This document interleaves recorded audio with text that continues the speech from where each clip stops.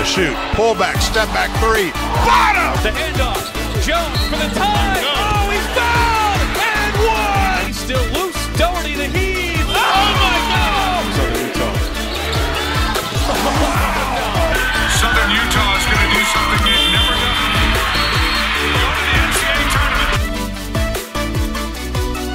What's up, everybody? Another episode of the Straight Outta Whack podcast coming to you on this Whack Wednesday. As you can see, my guest today, Tarleton head coach Billy Gillispie, as we preview the Tarleton men's basketball team. Billy, appreciate the time. I know it's a busy time of year for you as you get school gets started, you get camp started. How are you doing? How's your summer been?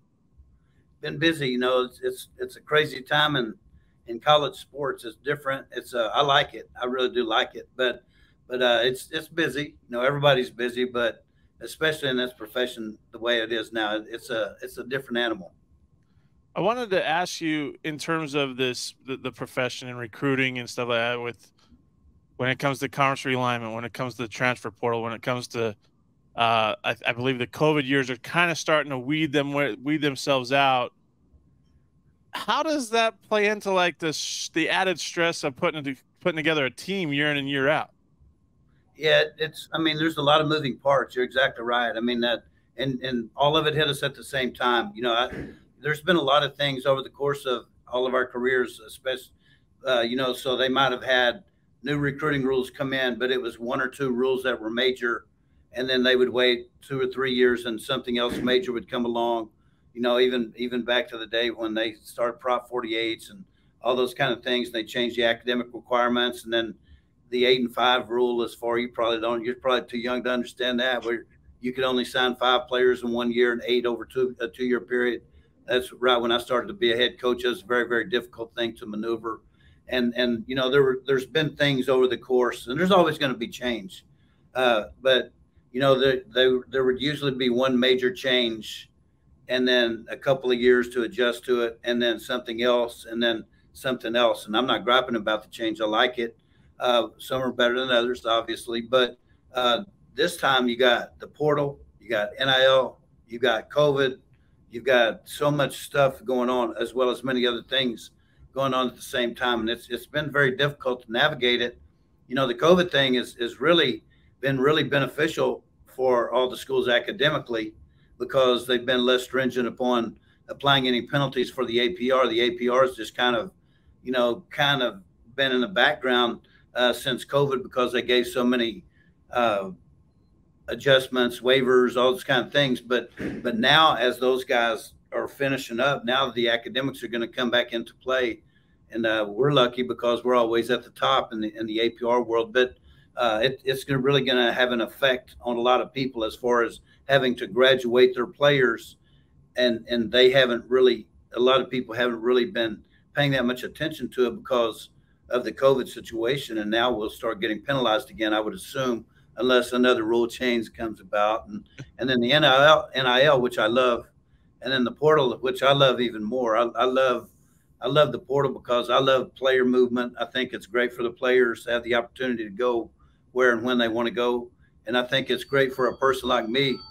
I benefit from being a JUCO guy. And so in JUCO, you have a new team every year, and that's what it's kind of trending towards, unless we have an about face here in the real near future, which may happen because so many guys that got into the portal didn't find Division I schools or even Division II schools. So I think people are starting to realize now what some of the coaches probably had kind of thought might happen before it ever started. So it's been interesting. I like movement, though. I hope the portal stays here forever. And I like NIL. And COVID's been fine for us as long as it doesn't come back. So you have to adjust. You know, it's a game of adjustment. When you play the game, when you coach the game, you know, there's no standstill parts in our game. I give the football coaches a hard time all the time because they have a play every 40 seconds, and they get to line their guys up everywhere. Our guys never have an opportunity except when there's a violation or a foul or something like that for them to stand in one spot and get lined up. We have to do it on the fly. And so that's kind of like coaching basketball. You have to do a lot of things on the fly. The guys that adjust best are the ones that make it. The guys that don't adjust very well, they don't make it. And it's just like players. You mentioned NIL, and you've been around quite a while in the college basketball ranks. Like you said, you like it. What do you like about it? And is it something you thought that college basketball and college athletics in general was going to get to maybe 10, 15 years ago? I don't know if I don't know. You know, it probably needed to get to it a long time ago because I think there's been a lot of money made that was never shared with the players or anything like that. And I think because of the reluctance of some leaders, it was hard to ever give them a little bit, to make it easier for the players, and so restrictive on the rules as far as even back when I first started, you couldn't even feed your team. You couldn't. I mean, you can basically feed them basically anytime you want to now, not anytime. But there's a lot of great change as far as the rules. They've made a lot of great adjustments to the rules and allow more freedom for players, allow more better academic situations, better feeding situations, which leads to better training, which leads to better players, which leads to better teams, which leads to a better product that everyone loves to watch. And so, but as far as seeing that the NIL as we know it right now, but I don't think anybody could have predicted it was going to be like that. Now, some teams were already participating in NIL 15 years ago. They just didn't know it was called NIL, but but we weren't. And so they might be better at it than we are right now, but we're catching up. We got a great situation right now. We have a great collective, and we're gaining steam on that daily. And so we're very, very excited what the future holds at NIL at Tarleton. But you hear all the horror stories, about people having agreements and guys not getting paid, and then guys having a real bad taste in their mouth about the way it went the first year and a half. And so a lot of people are saying we're going to adjust and change and all that kind of stuff, whether it's a booster who gave money, the collective who's kind of controlling the situation, or the coaches. And so it'll be interesting to see what happens with it, how it changes, and how sustainable it is for the people that are doing it the best. Yeah, that's the interesting thing is to see the sustainability going forward, like what's going on, because you see some kids, there's claims that when they don't get paid, they're off to some other school. So yeah, I'm very interested to see about that sustainability. I'm glad you brought that up on that. Yeah, no, it's interesting. I mean, I've heard a lot of stories about guys promising, being promised a lot of money and it didn't happen. I've also heard about a bunch of guys that gave some money and they didn't like the way it went. And so you could kind of see some of that. I mean, it's difficult when you have outside forces that are inside your program, and not saying that not all of them are bad, because most of them are good, but it's just another decision maker that might have an influence on how things go within your program. The smartest coaches are always going to maintain control of their program. They're always going to allow people to help them, because the more help you have, the better off it is, but you have to have the right kind of help. And so we're all learning, everybody's learning, and the people that are going to continue to do it the best, the people that are continuing to give money are the people that probably had success with it at the start, and then the people that didn't have success with it at the start will have a harder time raising money for that particular thing. And then there's people that have taken money away from the school because they're giving it to their collective now. So sometimes you hear of things where the school's kind of mad at the collective because they're taking money that used to go towards the school for scholarships or whatever. And so it's a difficult situation. But when you look back at it, our organization probably put us in this situation by not doing enough for the players as they've been asked to do for a very long time. It's easier to say from a coach's perspective than from an administrator's perspective, because it would be very difficult to know what to do, and no matter what role you had. Right. Yeah, it's a very interesting, I guess, change in college athletics for sure. Speaking of change, it was announced a couple of weeks, was it last week? You broke ground on a new event center. It's going to basically 10,000 people, I believe, is going to hold for concerts, 8,000 up to 8,000 for basketball games. It's going to be new locker rooms, new training facility, all of it. Like, we saw that they expanded the football stadium, the seating at the football stadium. I believe it was either last year, 2 years ago. Now the basketball, arena event center ground has been broken. Like, keeping up with the Joneses at Tarleton right now, like in the Division I area. I mean, this is the 4th year in Division I, and you guys are going to have some of the best facilities, if not the best facilities in the WAC, or at this level. No, I mean, in college basketball, I mean, you could limit it to a conference or an area or whatever, but I'm talking about in college sports overall. Our football deal has been fantastic. The basketball arena is going to be off the charts. It's going to be a game changer, not for only the basketball programs, but it's going to be something special on a campus. I mean, it's right smack dab in the middle of campus, and it's going to change the school. It's going to change the community. It's going to change the region, and it'll have a major effect in our entire state. Tarleton's always very well thought of. It's the fastest growing school in Texas, public school wise, and there's so many great things are happening. We talk about football and basketball, but you should see our baseball stadium and our softball stadium and our soccer stadium and the volleyball. I mean, we have one of the best home court advantages in all of collegiate volleyball. And so what they've done here is they do everything first class. And however they're doing it, they're getting it done. And it sure does help us. It sure does help us in recruiting. People kind of know a little bit about Tarleton when we start recruiting them. They know more as we start recruiting them. But when they come to campus, they're blown away. It's been 100% so far. And just like you're saying, all the facilities, the campus is beautiful. It's nice. The people that are on the campus and the spirit that they have. I mean, I've never seen it anywhere like it. I've coached at some great schools, and I'm not saying that it would surpass all those schools in every part, but in school spirit, it's equal to everyone, and I've never seen anybody have more school spirit. I was at Tulsa as an assistant coach for Coach Self, and they have a very good basketball program. Tarleton's had a great basketball program throughout their history for the last 30 some years, and we were playing at the convention center downtown at Tulsa.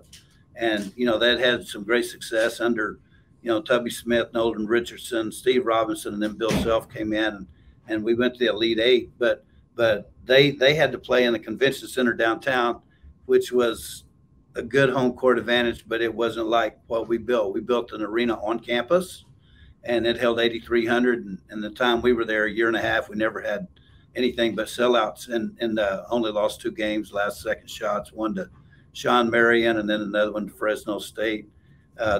Demetrius Porter made a last-second shot to beat us. All games in the WAC, as a matter of fact. We were all in the WAC at the time. But it changed everything. It changed the whole city of Tulsa, and it's a lot bigger than Stephenville.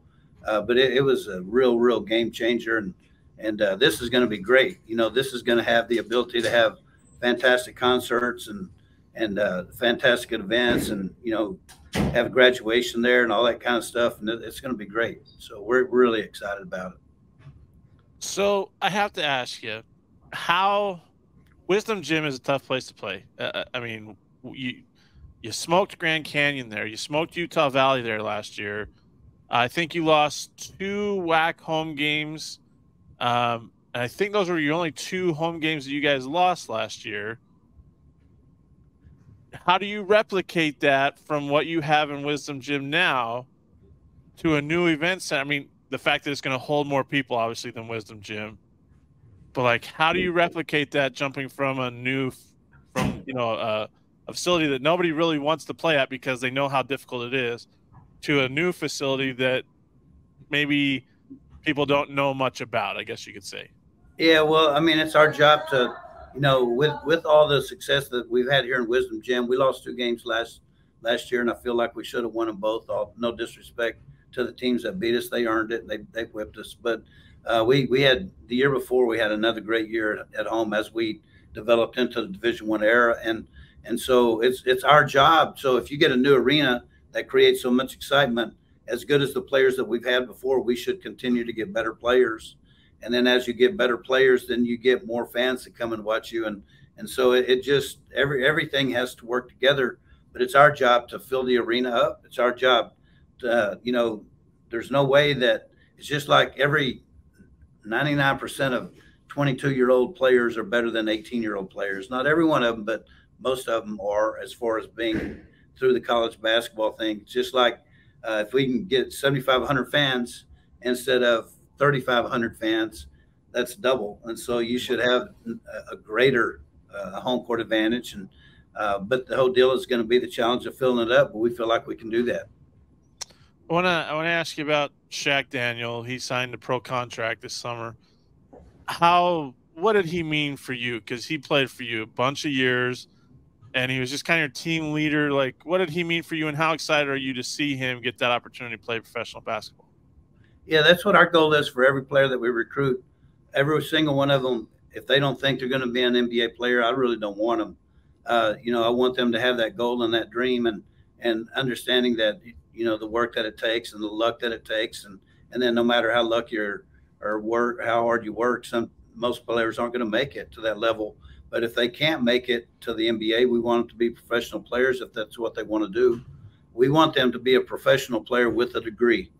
And so when those playing days are over, to come back into the real world and have a degree, something to not really fall back on to live by. And we don't call it falling back. To having a degree and being able to use it's not really falling back. That's really stepping forward.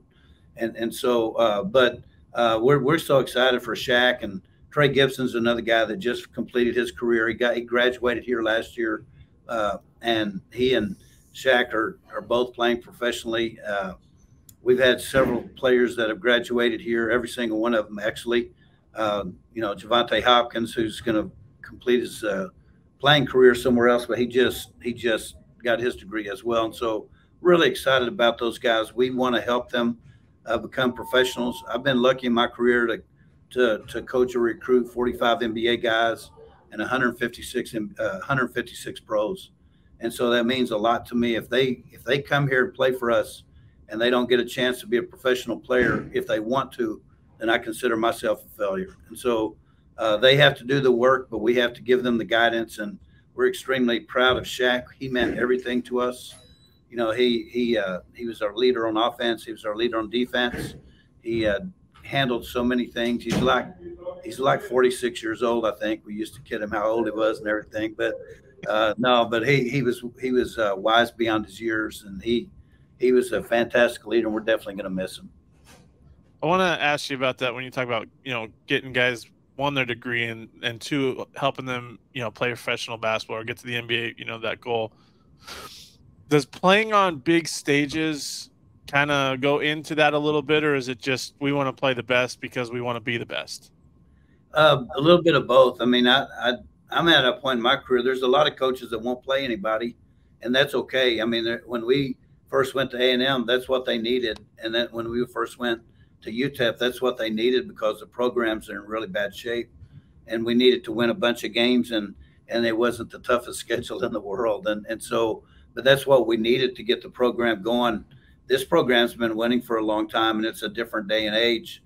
And we need to play some games for financial reasons or whatever, even though it's one of the richest schools I've ever been at, relatively speaking. And so, but we like to play them. You know, there's not one player in our locker room that thinks that he's not better than anyone at last year Arizona State or Baylor or anybody that we played, and they think that they're just as good, and all they need is the opportunity. And so we're going to provide the opportunity. We think it's been a major plus as far as everybody in the whole world knowing Tarleton's Division I.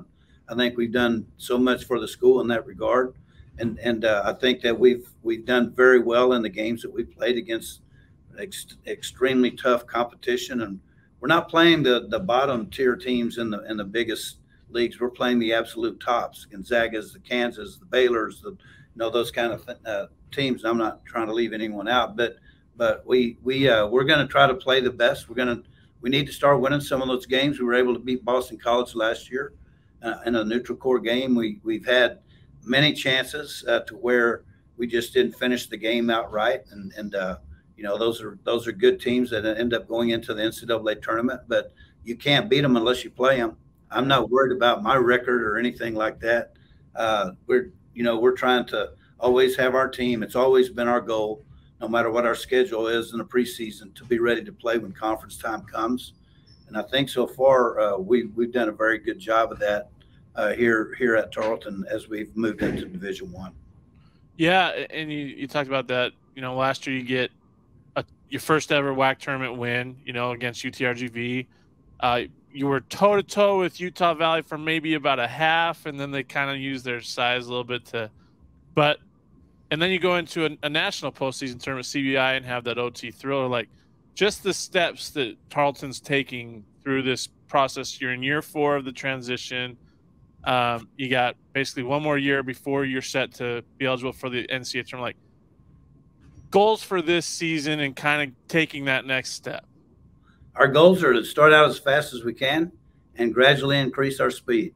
That's what I used to tell our guys when I coached cross country in high school. Start out as fast as you can and gradually increase your speed. That's about all I knew in that. But we go at it hard. We practice hard. We compete hard, and we represent our school very well every single time. Our guys are great on and off the court. And as far as goals, it's always the same. We're going to try to play hard, play smart, play together. And that seems like 3 simple words. It sounds like a coach talk or whatever. But if you can do those things, play hard, play smart, play together, it's going to be an enjoyable situation for everyone involved, and it's going to give you the best chance to win. And if you can do those 3 things, the byproduct of playing hard, playing smart, playing together, the byproduct is winning. And that's always the goal when you keep score. And so as we've progressed, we were able to beat everybody in the conference, and not all of them in the same year, obviously, but it's been really kind of amazing. There's one team that we haven't beaten in our conference since we started, or 2 teams, I'm sorry. But hopefully we'll get them this year. But there's good teams. Our league was so good last year. I mean, it was fantastic last year. Really good coaches, really good players, good home court advantages, very hard to win on the road. The WAC is really, I mentioned when we were at Tulsa with Coach Self, we went to the Elite 8, should have gone to the Final 4. And it was, at that time, they had 8 teams, but they had 16, including Utah, right, BYU, Hawaii, UNLV, all the whole Mountain West, plus the WAC, TCU, SMU, that are all in major conferences now. Our so-called major conferences, they were all in one conference. And so that was probably the heyday of the WAC. And it's been a great basketball league for a long time, but this WAC is coming back. It's grown. It's really strong. You look at, unfortunately, there were so many great players in the WAC last year. The teams are so good. And then some of these, because of the portal and because of NIL, there's a lot of players that are not back in the WAC this year because they're playing at University of Illinois or Kansas, or, they're not playing at Boise State. No, I love Boise State, and I have great respect for them. You know what I'm saying? They're going to Cal. They're going to, the biggest college basketball places in the world. And so those, unfortunately, they're not going to be back in our league, but it shows you what kind of players that we've had, and everybody wants those players. And that really, it was difficult last year. I mean, it's been good the first 2 years, and then last year was really, really, really difficult from top to bottom. And I would assume that it's going to continue to get better year by year. Do you like the fact that this year it's back to kind of a normal conference schedule, playing each other twice, or did you like kind of the mix and match of last season with the odd number of teams? I mean, 20 games is too much. I think any coach would say that, but it's a lot better than what we had last year. There's not much way anyone could mess up everybody. There's 11 teams. Everybody plays everybody twice, home and home. And so that makes it a very, very even schedule. And, there's no way that you could say, well, they had the advantage or we had the advantage or whatever. Last year, I thought left quite a bit to be desired as far as travel and discrepancies and those kind of things. But you just play them, and as they give them to you, just play them. But like this year, I mean, there's 20 games, even though I think, again, that's too many. But if I were making a schedule and you had 11 teams, that's exactly what I'd have done. So you got to play 20 games. It's so easy. But no, it'll be tough, but I will favor being able to play everybody home and home. Like last year, I really enjoyed only playing Grand Canyon once here, and then only playing Utah Valley once during the regular season. But I also didn't like to go to some of the places that we had to go to their place only once. So you know how that is. Coaches are always wanting all home games and just play everybody at their place and nobody else on the road. Yeah, scheduling's a very interesting dynamic in college. Well, I want to say all sports, but even more so in college basketball with the net and so forth, and teams not wanting to, or teams saying they need more home games. And I get it, I respect it, but like sometimes we don't all get what we wish for, right? Like that's just the way it is. We're about to finish our schedule. I've never seen anything in my career as difficult as it has been for us this year, as far as trying to get games, and home games are impossible. Just finding games, it's been the most impossible things I have ever seen in my career, and I don't really understand why, but man, it's been really tough this year. Well, when you go toe to toe with power, or I want to say high major teams. We don't want to say power conferences anymore because we don't know that we have power conferences, but you went toe to toe with Arizona State. You beat Boston College last year. You've gone toe to toe with Kansas, Gonzaga. Like people don't want to play you, Billy, because they know that there's a chance that Tarleton can pull off that upset win. Like I think you know that as a coach, right? I mean, we know that we're going to go play them and we're going to represent. You know, last year Central Florida, they beat us pretty good, and Baylor did, but I believe that was more so because of injury than anything. But usually we're going to represent ourselves very well, and you know, represent and fight and be a tough game. But you know, for the most part, we haven't won those games, and so I don't think any of those guys are really worried about us whipping them. They might want somebody that might be a little bit easier on that particular night. So, sure. And they know that we're going to play hard. They know that we're going to, you know, get after it. And that's what we're trying to do. Take a big step against, you know, all teams. And so we'll continue to do that, but I don't think there's anybody afraid of Tarleton. Oh, I know. I just got to give you a hard time because, you know, you win a couple of those games, people aren't going to put Tarleton on the schedule. So, one last question for you here, Billy. After practice, maybe on the road, when you're getting ready when you're waiting for the plane, go-to snack when you go by a gas station or a convenience store. Oh, me? Yeah, I think I eat too much of all of it. You know, so I don't know. I'm not really much of a snack kind of guy. Really not.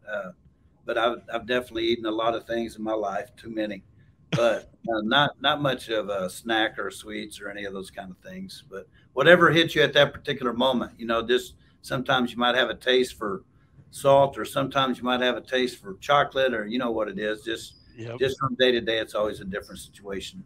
But I need to just stick with water and just keep moving. That's what I need to do. You and me both. Billy Gillispie, head coach of the Tarleton men's basketball team.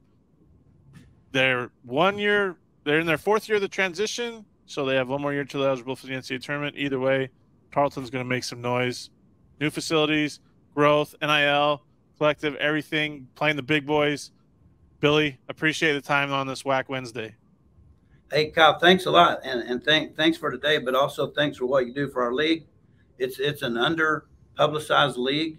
And the coaches are really good. The players are really good. The venues are really nice.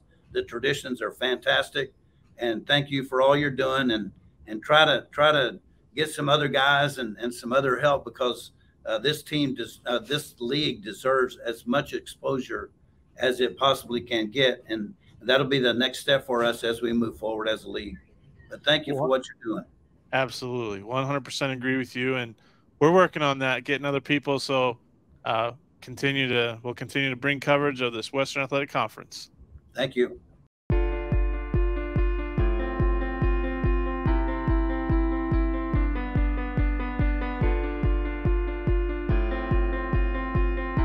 Thanks for listening to the Straight Outta WAC podcast.